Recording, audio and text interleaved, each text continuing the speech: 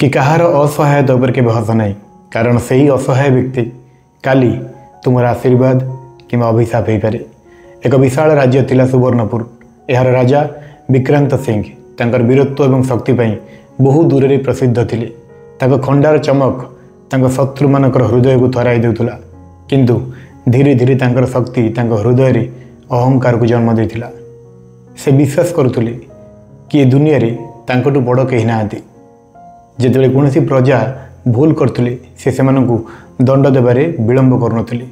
जदि कोनोसी गरीब किंबा वृद्ध व्यक्ति न्याय पे आसुले, राजा तांकु दरबार रु ता असहायता उपर हसी बाहर कर दउथुले। राजा को दरबार रे जणे वृद्ध दास थिले, धर्मदास। से वर्ष वर्ष धरी राजा प्रसाद रे काम करथुले। गोटे दिन से नम्रतार सहित कहले, महाराज आपणक शक्ति महान, किंतु समय बहुत बड़ बलवान। से कहार नुहे। दयाकोरी आपण प्रजा प्रति टिके दयालु हुंतु। यह शुणी राजा बहुत जोर हसिले। कहले, धर्मदास तमें वृद्ध हो गलानी। जेतेबेले खंडा कथा कहे सेठी दयार किसी भूमिका न थाए, बरं शक्तिर भूमिका थाए। धर्मदास नीरव मुंड नुआई केवल गोटे वाक्य कहले, महाराज जेतेबेले समय तार खंडा बाहर करिवो, कौनसी कवच केबे काम करिवो नाही। दिन बीतीगला। राजा राज्य रे दुर्भिक्ष पड़ा, नदी सुखीगला, खेत जलीगला एवं लोके मैंने भोकरे पीड़ित हेले। किंतु अहंकारी राजा एमिति कहले कि ये दोष मोर नुहे, यह लोक मानकर कर्म। से राजप्रसाद रे भोजी एवं नृत्य उपभोग कर चलले। धीरे धीरे तांका सैन्य माने मध्य भोकरे दुर्बल होगा लगिले। लोके मैंने विद्रोह करने लगिले। गोटे दिन राज्यर सबुठारु निकटतम सेनापति राजा विरुद्ध रे विद्रोह आरंभ करदेला।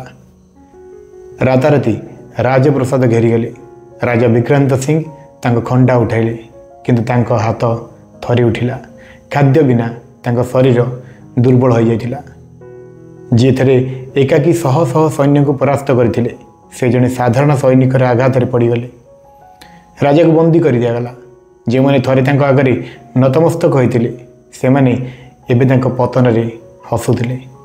भोक एवं तृषारे पीड़ित राजा द्वार पाखरे बसी भाबुथिले, पूर्वरु मु लोकों दुख देखि हसुथिली, आज से ही कष्ट मोर साथी।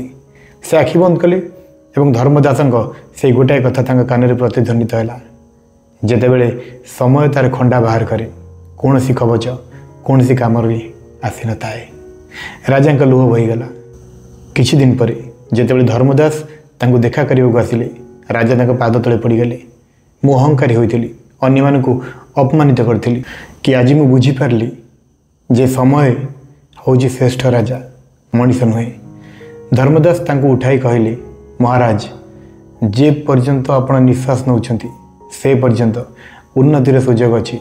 सर्वदा अन्य मानक मंगल पाई आपणकर शक्ति व्यवहार करंतु, नचेत से ही शक्ति ही विनाशर कारण हो। धीरे धीरे राजा तांको प्रजा मानक क्षमा मागिले। से राज्यर शस्य भंडार खोलीदेले एवं श्रमिक मान सहित क्षेत्र काम करने लगिले। तांकर नम्रता प्रजा मान एक प्रभाव पकईला। प्रजा मान एकत्रित हेले। दुर्भिक्ष शेष पूर्वपूर्ण थिले। से शिखिथिले जे प्रकृत शक्ति नम्रतार अछि एवं समय होउछि सर्वोत्तम शिक्षक। अहंकार शक्ति को विनाश रे परिणत करे एवं नम्रता समय को मध्य बंधुरे परिणत कर दिए। केबे भी कहा को अपमान कर नहीं, कारण समय तमठारु अधिक शक्तिशाली।